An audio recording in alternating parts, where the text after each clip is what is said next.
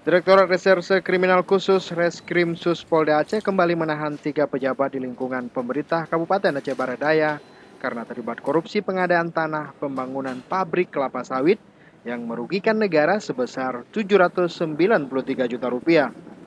Sebelumnya Polda Aceh juga telah menetapkan tersangka dan menahan mantan Bupati Kabupaten Aceh Barat Daya Akmal Ibrahim. Usai menjalani pemeriksaan di ruang penyidik Direktorat Reserse Kriminal Khusus Polda Aceh, 3 pejabat di lingkungan pemerintah Kabupaten Aceh Barat Daya langsung digiring ke sel tahanan Polda Aceh.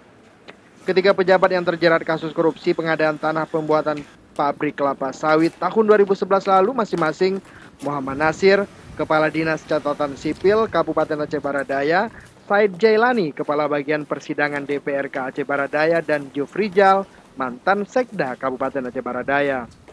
Penyidik Reskrimsus Polda Aceh AKBP Rudi Rifandi mengatakan, ketiga pejabat ini sebelumnya menjadi panitia pengadaan tanah pembangunan pabrik kelapa sawit yang menyebabkan kerugian negara sebesar 793 juta rupiah. Yang pertama, apa yang disampaikan dulu bahwa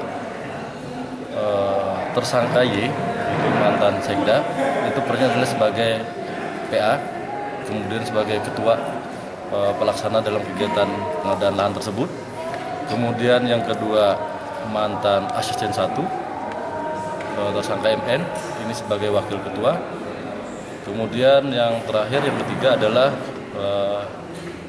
SJ, itu adalah sebagai PPTK di dalam kegiatan pengadaan lahan tersebut. Sebelumnya, Polda Aceh juga telah menahan mantan Bupati Aceh Barat Daya periode 2007-2012 Akmal Ibrahim dalam kasus ini. Dari hasil penyelidikan polisi, mantan Bupati Aceh Barat Daya diketahui mengganti rugi tanah negara sebesar Rp3.000 per meter yang seharusnya tanah tersebut bebas digunakan. Dari Banda Aceh, Rasa Putra melaporkan untuk Aceh Video.